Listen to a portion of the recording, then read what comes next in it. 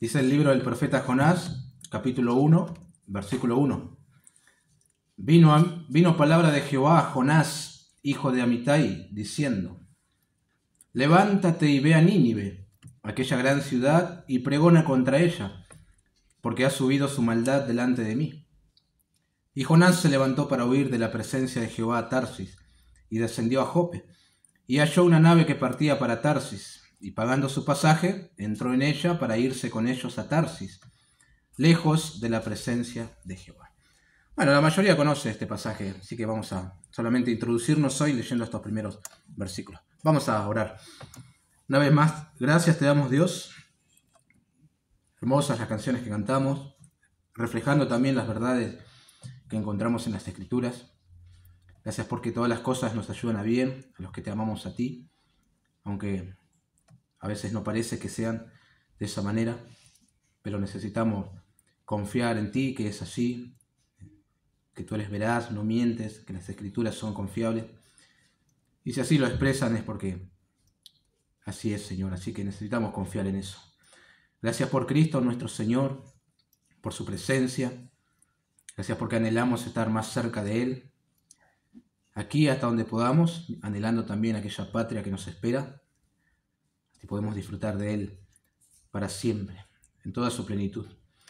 Gracias ahora te damos por la Biblia, la Escritura inspirada, infalible, inerrante, que tú también la has preservado para nosotros. Nos has dado el privilegio de poder leerla en nuestro idioma y así conocerte a ti, aprender de ella, tomar lecciones prácticas también para nuestras vidas. Es útil para instruirnos, equiparnos. Queremos ser enteros, perfectos, para toda buena obra, oh Dios, para todo aquello que te glorifica a ti. Así que te pedimos que nos hables ahora a través de la Escritura. En el nombre de Jesús. Amén.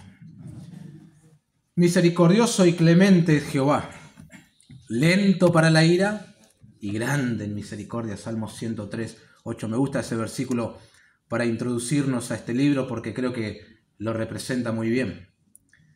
Este libro enfatiza la misericordia de Dios y lo vamos a ver nosotros. Comenzamos el capítulo 1, vamos a ir avanzando por el 2 hasta el 4, pero ese es el mensaje que el autor quiere destacar, la misericordia de Dios. Uno lee el libro y dice, wow, ¿esto quién lo escribió? Un director de cine de Hollywood. Todo lo que acontece es tremendo. Da como para una película. No sé si hay una película, Jonás, pero da.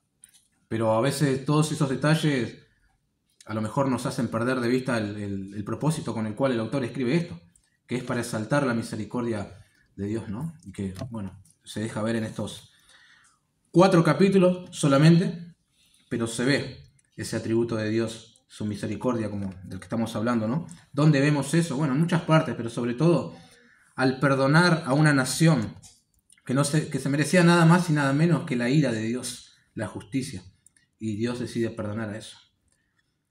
Y también vemos su misericordia en conferirle una oportunidad más a su profeta, a su siervo Jonás. Hoy, mientras estaba repasando esto, se me vino a la mente aquel profeta, el varón de Dios, se habla en el libro de los Reyes, en el cual fue enviado a darle un oráculo al rey Jeroboam. El Señor fue claro, le dijo que no se volviera por el mismo camino, que no comiera ni bebiera, y hasta el momento lo estaba haciendo así. Después, tremendo esto, otro profeta lo engañó, mintiéndole, diciendo, vení para casa que yo también soy un profeta, y él lo acompaña. Y como desobedeció, en el camino lo topó un león y lo mató. Y acá pensaba en Jonás y digo, este hombre también desobedeció. Y su suerte podría haber sido esa. Sin embargo, Dios decide perdonarle, pasar por alto y otra vez darle la oportunidad de seguir adelante con la misión, ¿no? Tremendo. Bueno, con esto se entrelaza también el otro atributo que se ve en este libro, que es la soberanía de Dios. Tremendo eso. Al ejecutar todo lo que Él se propone. Desde desencadenar una tremenda tempestad ahí en el mar, hasta que la suerte que los marineros echan justo caiga sobre Jonás también. Y desde preparar un gran pez y que sus siervos sobrevivan ahí 3 días y 3 noches, eso es la soberanía de Dios en acción. Que el pez lo vuelva a escupir en tierra, que Él dé un mensaje que en un principio se rehusó y que luego se produzca un avivamiento por ese mensaje. Que de la noche a la mañana crezca una calabacera y después un gusano haga desaparecerla acá. Tremendo todo lo que pasa en este libro. Pero se ve ese atributo de Dios aquí. Hoy nos vamos a introducir solamente al libro. No sabemos quién escribió el libro, ¿no? A lo mejor el autor fue Jonás, más que nada por las citas autobiográficas, ¿no? ¿Quién iba a saber que él estuvo dentro de un gran pez 3 días y 3 noches? ¿Y quién iba a escuchar la oración que él hizo ahí? Nada más que él conocía mejor que esos detalles, así que lo más probable es que haya sido Jonás el autor de este libro. O a lo mejor u otro, puede ser. Ahora, es muy interesante el libro porque la historia se da básicamente sobre un personaje que decide huir de lo que Dios le dijo que hiciera. Y después se va desencadenando una cosa tras otra. Aunque el personaje principal de esta historia no es Jonás, es Dios. El nombre de Jehová aparece un montón de veces en estos 4 capítulos y todo se trata de lo que Dios está haciendo. Ni siquiera el énfasis está en el mensaje que Jonás tenía que dar. Ustedes cuando leen los otros profetas te das cuenta que el énfasis está sobre el mensaje y uno se pone a pensar y a escudriñar a ver qué tipo de mensaje está dando este profeta, qué quiere decir, qué puedo aprender de Dios o del hombre, no sé. Pero aquí el énfasis no recae sobre el mensaje. En nuestro idioma lo tenemos solamente en 8 palabras. De aquí a 40 días, Nínive será destruida. Eso es todo lo que tenía para decir Jonás. No tenía que agregar ningún milagro, hacer algo escandaloso. No iba a ser arrebatado, no iba a ser traspuesto, no iba a hacer caer fuego del cielo. Es más, ni siquiera importaba el estado anímico de Jonás. Ustedes saben que él no quería obedecer a Dios, pero no importaba eso. Lo único que importaba era que él diera el mensaje y después el resto haría Dios. Simplemente eso. Y desde ya eso creo que es una tremenda lección para los predicadores, ¿no? No es necesario hacer mucho espamento y empujar a las personas y darle con un pañuelo, hacerle crecer una pierna y esas cosas raras que ustedes ven en las iglesias. La eficacia, el poder está en Dios que utiliza la palabra predicada y conduce a las personas al arrepentimiento. Eso es todo. No hay que agregarle nada, ¿no? Ni un par de gritos, no va a cambiar el mensaje. A veces sucede también, meditaba eso hoy. A lo mejor uno viene con todo el entusiasmo y dice, con este mensaje hago desastre, acá no queda nadie. Un avivamiento tremendo. Y lo predicás y uno está bostezando en el fondo y no pasa nada. Y después venís y dices, no tengo ni ganas de predicar, no quiero decir nada. A lo mejor predicás y alguien termina cayendo en el Señor. Y porque el poder no está en uno, sino en la palabra. Piensen en Jonás. No tenía ni ganas de ir a Nínive. Después vamos a ver el porqué. Bueno, finalmente a los tumbos fue, dio un mensaje y 40.000 personas, creo que, si no me equivoco, terminaron creyendo al mensaje. Impresionante. Se dice que ningún profeta fue tan exitoso como Jonás, hablando humanamente, ¿no? Y tiene razón, porque él predicó sin quererlo, sin querer hacerlo, y la gente creyó y se arrepintió. Es el sueño del pibe. ¿A qué predicador no le gustaría dar un mensaje y que toda su audiencia termine impactada por el mensaje? Todo. Pero por lo general no sucede eso. Si ustedes ven la vida de los demás profetas, pues sí, pobre hombre, dio un mensaje, nadie quiso escucharle, lo trataron de mentiroso, lo golpearon, lo tiraron a la cárcel, a un pozo. Parecía que les hablaban a las paredes. Sin embargo, este hombre gruñón, enojado, encaprichado como un nene, va a predicar y tremendo éxito, un avivamiento. Impresionante lo que hizo Dios a través de él. Así que será bueno para nosotros, hermanos, por varios domingos, voy a ir alternando, prestar atención a este libro, tratando de conocer más a nuestro Dios, ¿no? Y asombrarnos de cómo es Él. Y también tomar algunas lecciones que serán útiles para nuestras vidas, lecciones prácticas para el provecho de nuestras almas. Una de las cosas en las que los comentaristas no se ponen de acuerdo y que influye mucho en la interpretación del libro, es el género literario. ¿A qué género corresponde el libro de Jonás? Y según el género va a ser la interpretación que le des y, bueno, las aplicaciones también. Algunos lo ven como un relato simbólico, una parábola, un mito, una poesía, una novela que fue escrito con el propósito de mostrarle a Israel que así como Jonás falló en cumplir su deber con el pueblo de Nínive en un principio, Ellos fallaron en sus obligaciones morales y religiosas a otras naciones. ¿No? Ese puede ser. O simplemente enseñar que la misericordia de Dios no estaba restringida a los judíos. Puede ser, está bien, pero ese punto de vista toma el libro como un cuento. Una historia ficticia que fue escrita con un propósito. Sin embargo, otros consideran, y con eso estoy de acuerdo, en que lo que se narra aquí es un relato histórico. Literalmente sucedió esto. Y hay varios puntos de referencia en el libro para tomarlo como un relato histórico, que nosotros vamos a ir viendo. Pero yo creo que el principal es lo que muchos años después Jesús dijo, o la mención que él hizo, mejor dicho, del profeta Jonás.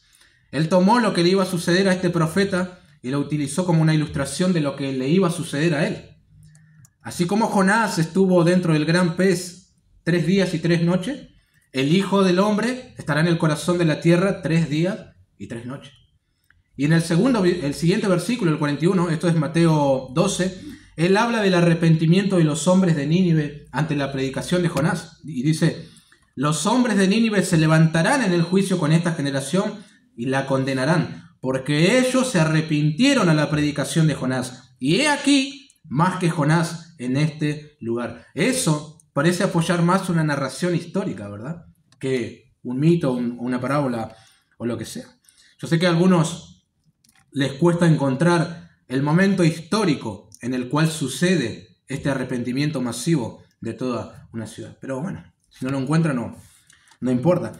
También la dificultad de muchos para entender e interpretar este libro como un relato histórico es porque aquí se narran algunos acontecimientos bastante fuera de lo común, extraordinarios, ¿no?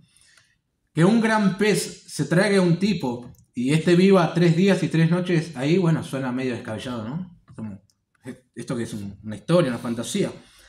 Pero si esto te suena increíble, ¿y qué hay de otros tantos relatos? Moisés abriendo el mar en 2, el profeta Elías siendo arrebatado en un carro de fuego. En cierta oportunidad se narra también que a un hombre muerto le echaron en un pozo y dio la casualidad que justo ahí estaban los huesos del profeta Eliseo y al tocarlos revivió. Es decir, si no tenés problema en creer esas cosas, ¿y por qué la dificultad con creer, no? Si negás este acontecimiento, y tenés que negar toda la Biblia directamente. Pero es así. Debemos tomarlo literalmente y así nos vamos a acercar, hermanos, a este libro. Creyendo que es un relato histórico y también creyendo en la inspiración del libro, ¿no? También, antes de comenzar a ver el versículo 1, otra cosa que no podemos pasar por alto. El libro nos prepara para recibir el Evangelio. Por supuesto. ¿Por qué?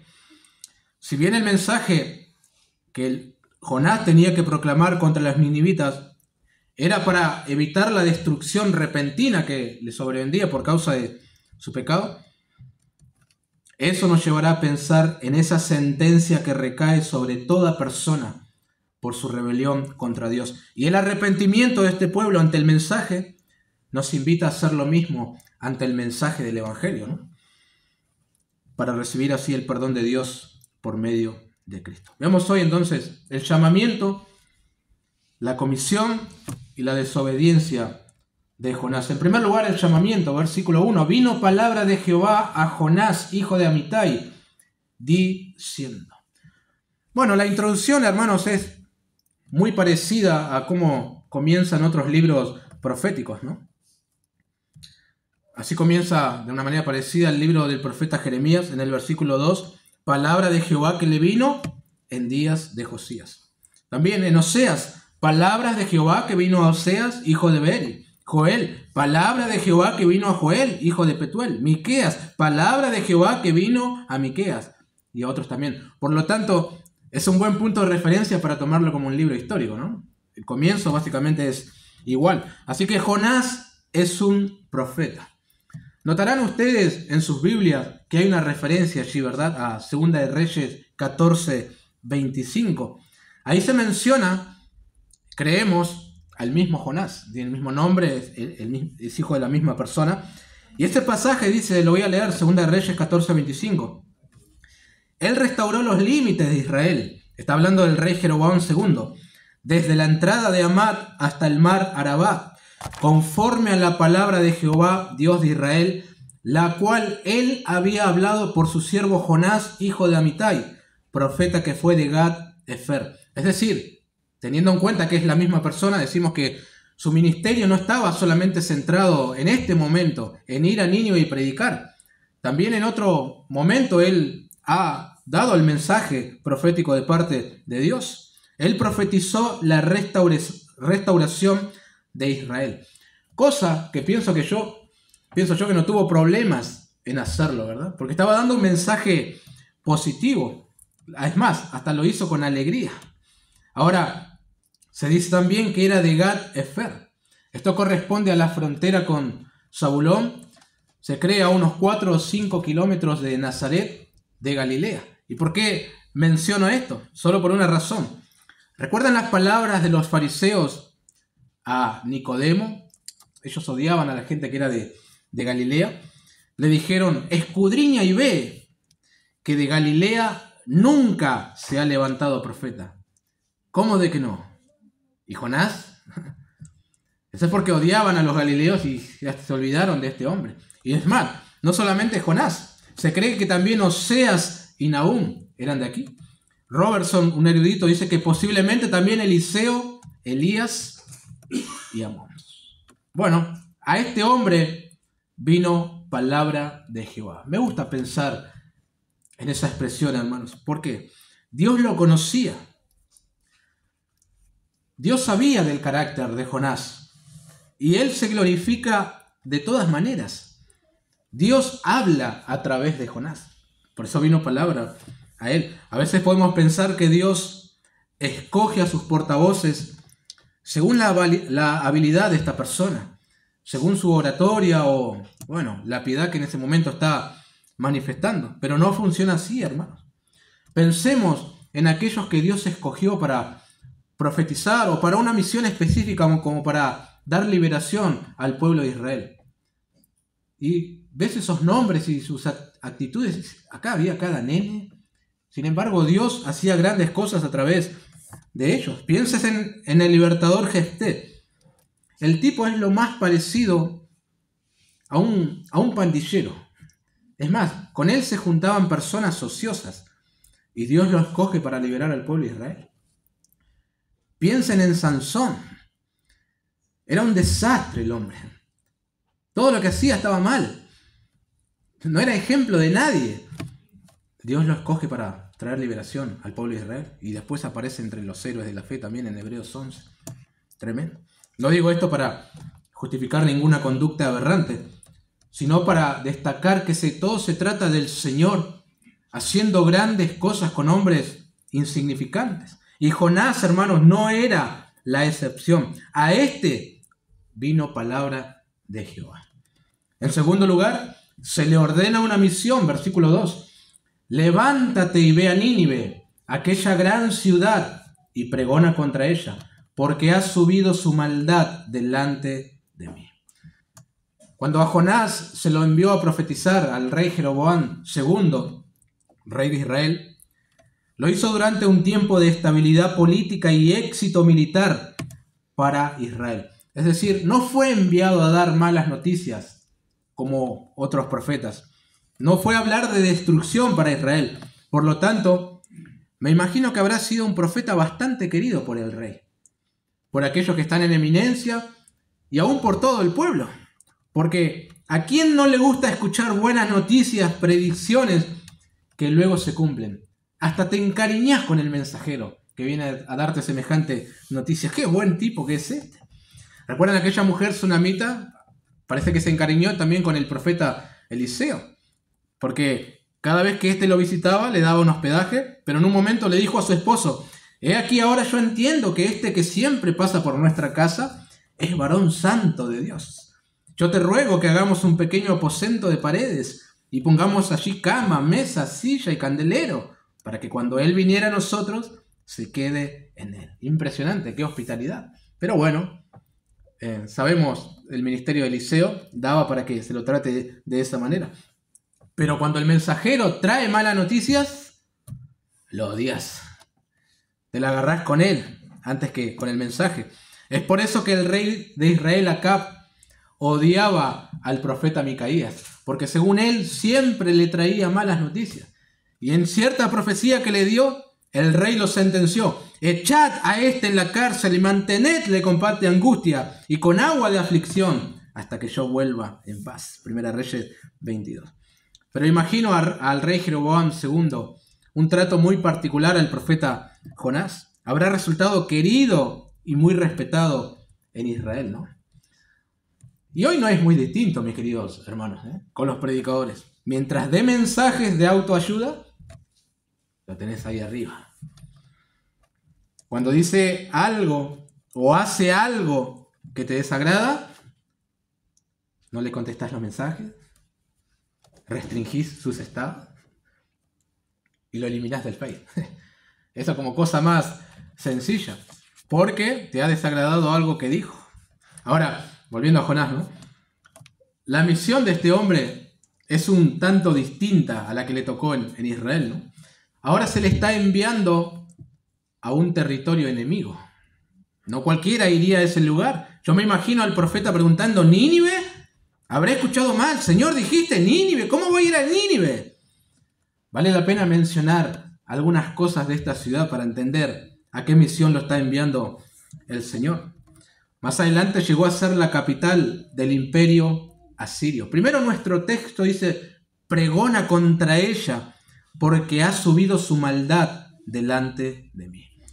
Hay otras ciudades que se le dijo algo parecido, ¿recuerdan? Sodoma y Gomorra. Muy parecido. Por lo menos la idea, ¿no? El ángel quiso sacar prontamente a Lot y a su familia también, y les dijo: porque vamos a destruir este lugar por cuanto el clamor contra ellos ha subido de punto delante de Jehová. Por tanto, Jehová nos ha enviado para destruirlo. Génesis 19. Bueno, la historia y las escrituras mismas nos hablan de esta ciudad, Nínive, de los asirios, mejor dicho, como gente muy perversa. 100 años después de Jonás, va a profetizar el Nahum, y él viene con tremendos oráculos a Nínive. Él va directamente con destrucción completa. Y en su libro él nos da algunos detalles de los habitantes de esta ciudad, sobre todo lo que era el ejército militar, que seguramente en días de Jonás ya se estaban vislumbrando. Acompáñeme un poquito más adelante, salteando un libro, al profeta Nahum. Jonás, Miqueas, Nahum, capítulo 3.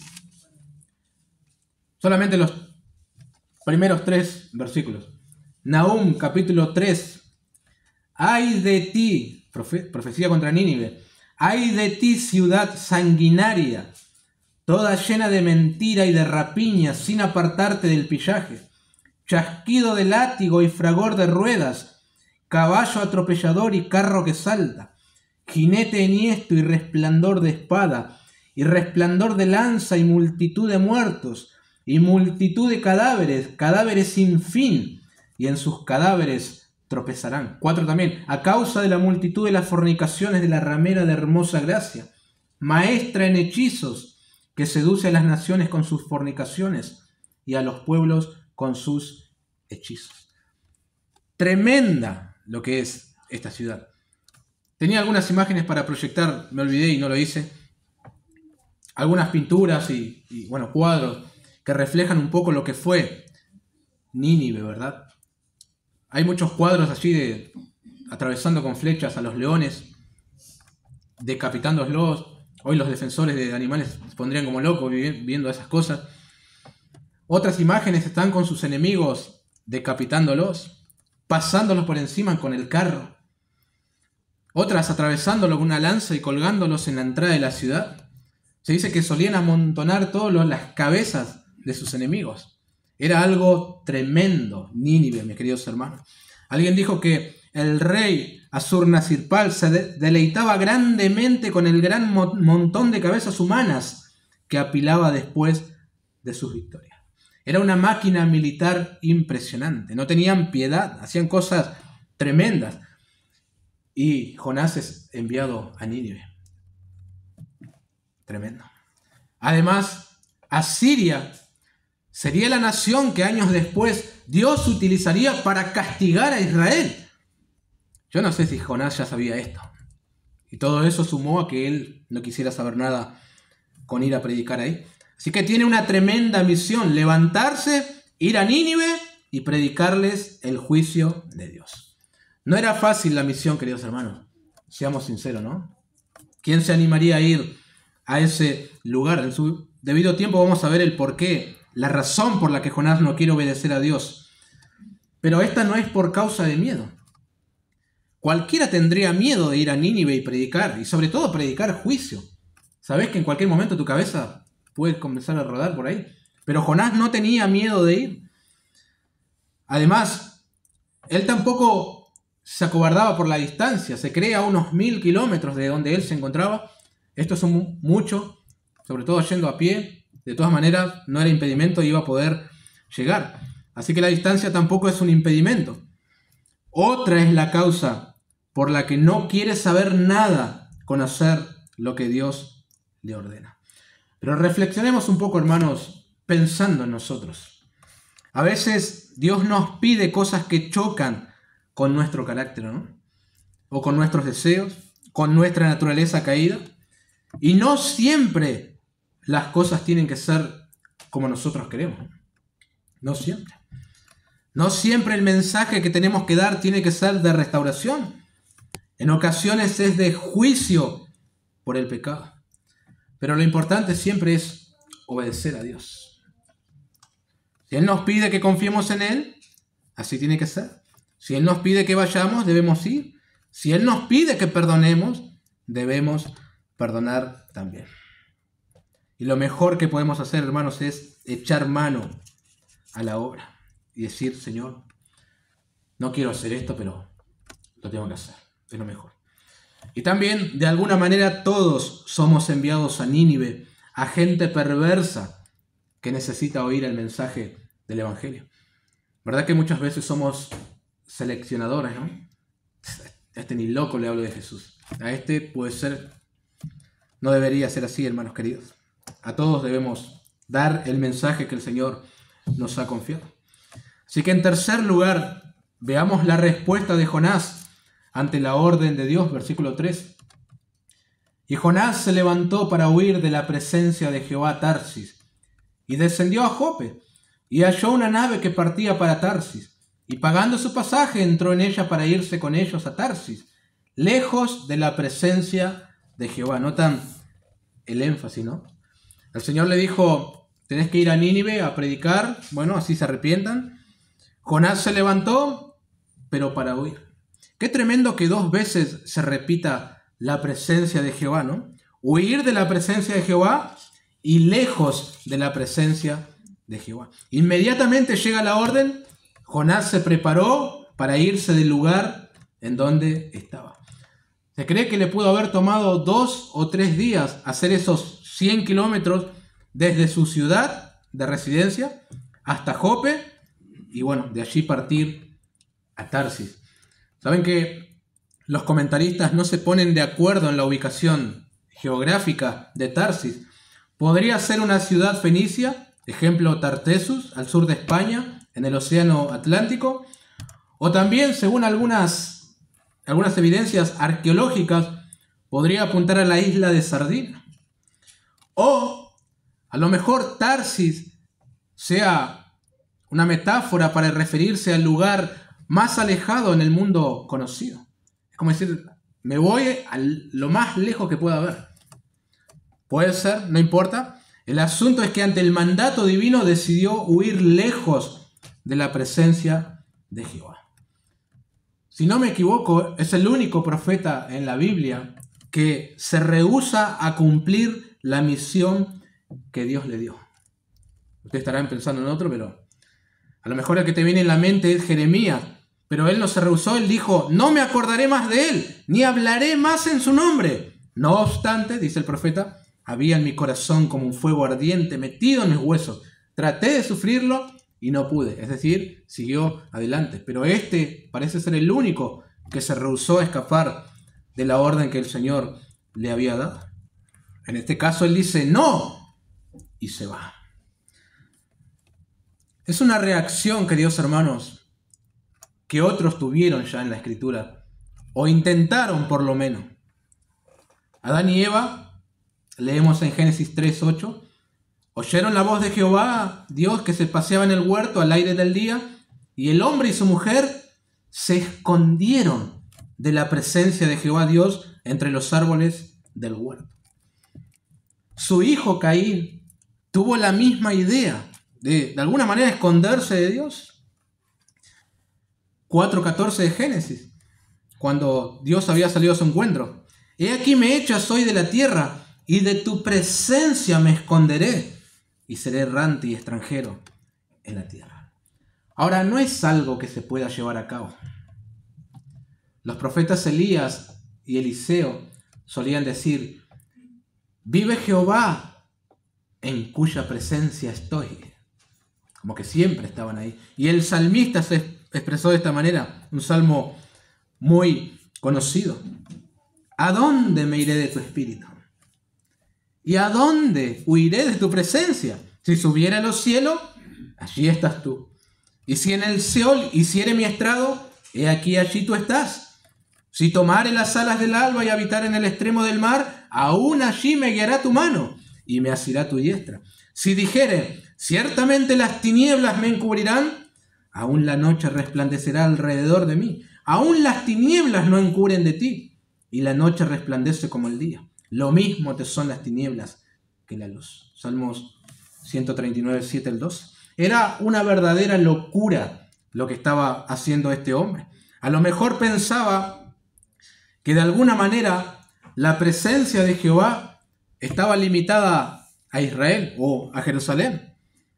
Me voy de donde se encuentra el templo, la presencia especial del Señor, y me escapo de él. Lo que sencillamente está haciendo Jonás es presentando su renuncia al ministerio de profeta. Ya fue. Que Dios se busque otra persona y se acabó todo. Y seguramente se va a olvidar de mí. Además, parece ser que justo se alinearon los planetas para él. ¿Por qué digo esto? Se dio la casualidad de que él halló una nave que partía para Tarsis, el lugar donde él quería ir. Después de todo, habrá pensado, la voluntad de Dios está permitiendo que las cosas se den de esta manera. Los profetas sabían, todo acontecimiento viene de parte del Señor. Y si yo estoy yendo a Jope y aparece una nave que me lleva a donde quiero ir, bueno, de alguna manera Dios está aceptando mi renuncia y está permitiendo que estas cosas sucedan. Pagando su pasaje, dice el texto. Es decir, estaba preparado para la huida. La huida no fue así, de manera espontánea, que se fue sin agarrar sus cosas. Se habrá tomado 2 o 3 días y hasta agarró dinero y se fue. Puede ser. Algunos comentaristas, tomando otra fuente de traducción, arriban a la conclusión de que Jonás era adinerado y probablemente alquiló todo el barco. Sí, puede ser. Lo que sí es seguro, que habrá tenido pensamientos fugaces. No voy a ir a Nínive ni loco. Lo que voy a hacer es ir hasta el puerto y de ahí veo si hay pasaje para Tarsis. Y si la providencia de Dios me acompaña, Tarsis, allá voy. Y todo parecía que estaba saliendo redondo. Esto es muy aleccionador, hermanos. Dice Spurgeon, aprendamos de esto, que la providencia por sí sola no es guía suficiente para nuestras acciones. Fin de la cita. En otras palabras, que las cosas se den no significa que Dios está bendiciendo eso y que Él lo está aprobando. Vieron que algunos certifican la voluntad de Dios según cómo les va en la vida, ¿no? Si le está yendo bien, ahí está, Dios está bendiciendo. Y si le está yendo, ahí Dios retiró su bendición de mí. ¿No es así?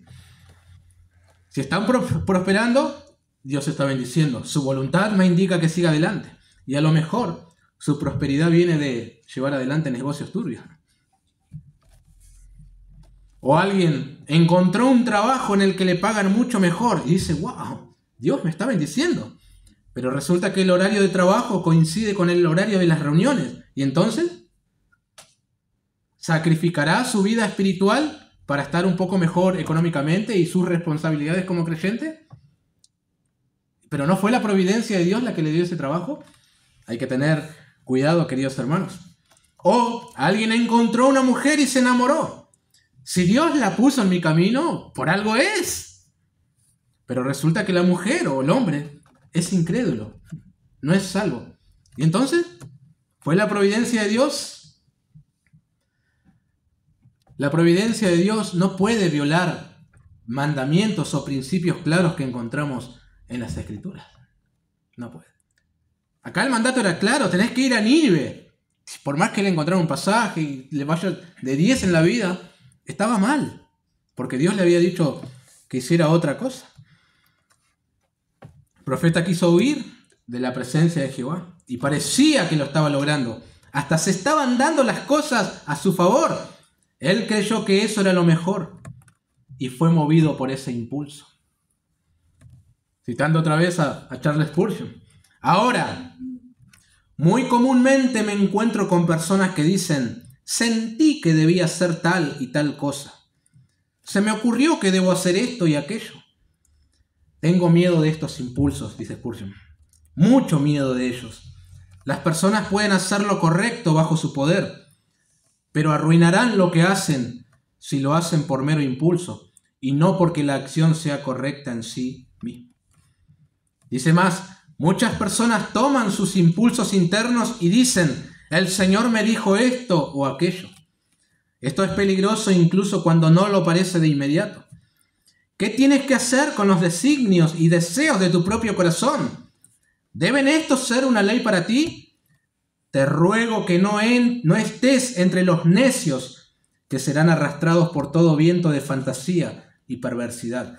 A la ley y al testimonio debe ser tu clamor, y no puedes apelar a movimientos e impulsos internos. Fin de la cita. Ahora, no tenía nada de malo ir a Tarsis. Los creyentes somos libres, podemos ir al lugar que queramos ir, cuando queramos ir también. Pero lo malo era ir a ese lugar cuando el Señor le dijo que fuera a otro. Ahí estaba el peligro. Ahora, me pregunto cuántos Jonás habrá por las iglesias, huyendo de la presencia del Señor, conociendo la voluntad revelada del Señor, pero queriendo tomar caminos alternativos. Algunos saben que la vida cristiana se lleva, se equipa, se fortalece junto a otros hermanos, aprovechando los medios de gracia, pero aún así deciden aislarse y crecer solos, lejos de la iglesia local. Están huyendo del Señor. Están huyendo del Señor. Porque lo que hacemos no lo hacemos porque queremos hacerlo, sino porque entendemos que es la voluntad de Dios. Simplemente por eso. Otros no se quieren reconciliar con algún hermano, o con algún hijo, familiar, vecino, y el Señor les dice: ese no es el camino, es por acá. Pero prefieren tomarse un barco a Tarsis, escapar. A lo mejor algunos están siendo llamados por el Señor a un ministerio, pero se sienten incapaces, no pueden, no le dan los tiempos, huyen y pagan su propio pasaje a Tarsis. No es bueno, queridos hermanos, huir de la presencia del Señor. No nos irá bien, aunque al principio pareciera que el barco está marchando bien y todo está bien, las aguas están quietas. Bueno. Ahora, aquí también podemos observar, hermanos, algunos vestigios del carácter de este hombre. Se revela mucho en el libro. Y acá, en estos primeros 3 versículos, ya comenzamos. Observo 4 de este hombre. Primero, su servicio a Dios no es incondicional, sino condicional. Cuando le tocó ir a lo del rey de Israel, Jeroboam II, él no tuvo problemas. Llevaba un mensaje lindo, agradable para todo el pueblo, y fue, saltando, cantando alguna canción seguramente. Iba a sus hermanos, iba a su pueblo, iba con un mensaje de aliento, y parte de lo bueno que venía para Israel, él también lo iba a disfrutar. Pero ahora le toca servir en un lugar donde él no quiere, se encapricha y se escapa. Imposible no pensar en nosotros los cristianos, ¿no? Decimos servir a Dios de manera incondicional, donde sea, con quien sea, bajo cualquier circunstancia. Pero cuando se nos pide hacer algo que a lo mejor no nos gusta, que es un servicio al Señor, o trabajar junto a X hermano, yo no puedo. Yo no tengo tiempo. Yo no estoy para ese servicio, estoy para otras cosas. Ya lo hice hace muchos años, yo no estoy para barrer el edificio de reuniones, ni loca, estoy para otro ministerio. Y así ponemos condiciones para servir al Señor, ¿no? Pero después oramos. Incondicionalmente te voy a servir, Señor. No sé si es así. Y bueno, y este hombre, en un principio como que sí, estaba dispuesto a servir al Señor donde quiera que sea. Y luego se le pidió algo y no lo hizo. Y pienso en otros profetas también que no tuvieron problema en hacerlo. Y algunos de ellos ya el Señor le había advertido, mirá, tenés que ir a predicar a tal lado y nadie te va a escuchar. E iban igual también. A Oseas, tenés que casarte con una mujer que es ramera. Y ¡wow! Y él lo hizo igual también, porque era un mensaje para Israel. Y a este hombre no lo quiso hacer. Segundo, Jonás es un nacionalista orgulloso. A mis hermanos los judíos, el pueblo del pacto, sí voy. A extranjeros ninivitas perversos, no voy. Esto me hace recordar también un poco ese orgullo nacionalista que tenían algunos judíos, como por ejemplo el apóstol Pedro. Era parecido a este hombre en ese aspecto. ¿Recuerdan? Un centurión gentil llamado Cornelio lo mandó a llamar porque quería oír lo que Dios tenía para él y para toda su familia. Pedro se presentó diciendo, vosotros sabéis cuán abominable es para un varón judío juntarse o acercarse a un extranjero. ¿Quién se creía que era? Luego siguió, ¿no? Pero a mí me ha mostrado Dios que a ningún hombre llame común o inmundo. Eso es lo que pensaban los judíos, no me puedo juntar con aquel. Y Jonás era así también. Ahora, ¿cuántas veces los creyentes olvidamos que tenemos una misión con los que no conocen al Señor, pero nos aislamos en guetos cristianos, erradicando a todo pecador? De alguna manera, yo soy superior a aquel y no puedo estar con él. Me va a manchar con su pecado. Me va a quitar la santidad que tengo. Tercero, Jonás no piensa en las consecuencias que su actitud puede generar en otro. ¿Qué pensarían otros profetas al ver a este hombre desobedecer a Dios? Está marcando un parámetro malo, por así decirlo. Está influenciando para mal a otro siervo del Señor, resultando de tropiezo. En su debido tiempo vamos a ver que la conducta, la actitud de Jonás no cayó todo sobre él, tuvo repercusiones en otras personas también, en los que estaban en la barca. Y eso nos tiene que hacer pensar, ¿no? A veces nuestras actitudes no solamente acarrean consecuencias para nosotros, sino también para nuestra familia, nuestros hermanos en la iglesia, nuestros hijos, nuestro vecino, el que sea. No somos solos nosotros. Y cuarto, Jonás es egoísta e inmisericordia. Él fue enviado a Nínive porque Dios quería que las personas supieran que están mal, que hay un juicio que se avecina y que deben arrepentirse y así reciben el perdón. Y Él les está robando la bendición a los ninivitas, porque Él quiere que les vaya mal y que sean destruidos. Está faltando, hoy se utiliza mucho esa palabra empatía, ¿no? Por otras personas. ¿Cuántos niños van a morir ahí si Dios comienza a destruir la ciudad? Y Él, no, yo no voy. No. Tremendo. Bueno, aquí también podemos aprender de nuestro Dios, ¿no? Un poco cómo es Él. Primero, Dios encomienda su palabra a hombres comunes. Seguramente Jonás hoy, con los estándares del hombre, no calificaría para ser un portavoz de Dios. Pero el soberano sabe a quién escoger. Él sabe. Y Él sabe llevar adelante sus propósitos, aunque a veces sus servidores pueden fallar. Es tremendo cómo opera Dios. Después Pablo habla lo vil y lo menospreciado, escogió Dios como para que nadie se jacte, ¿no? Segundo, la maldad del hombre no está oculta ante sus ojos. Él lo ve todo. Él vio la maldad de Sodoma y Gomorra y también vio la maldad de los ninivitas. Él vio también la maldad de su propio pueblo. Y él ve la maldad de este mundo. Y en algún momento ejecutará sus juicios contra este mundo. No pasará por alto. Mientras tanto, hay gracia y misericordia, ¿no?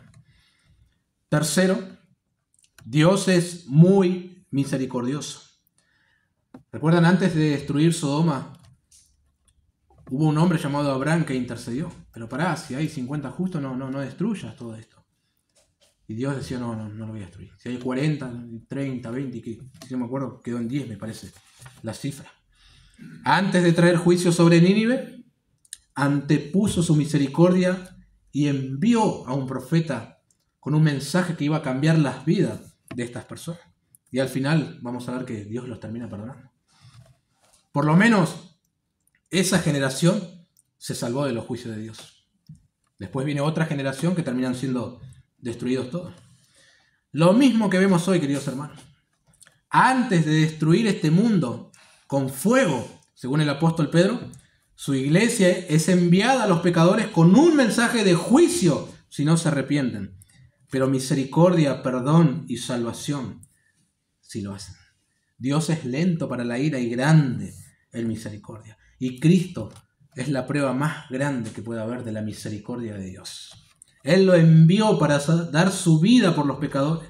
Por eso Juan dice, el que cree en el Hijo tiene vida eterna. Pero el que se rehúsa a creer en el Hijo no tiene la vida, sino que la ira de Dios está sobre él. Dios es muy misericordioso, queridos hermanos, y ofrece ese perdón por medio de Cristo. Y esa es nuestra misión, ¿no? Darlo a conocer al Señor Jesucristo. Tener misericordia también nosotros, los pecadores, como otros la han tenido de nosotros, y nos hablaron del Señor Jesús, y el Espíritu de Dios nos guió al arrepentimiento, así también debemos darlo a conocer a otros. ¿Sí? Bueno, vamos a orar.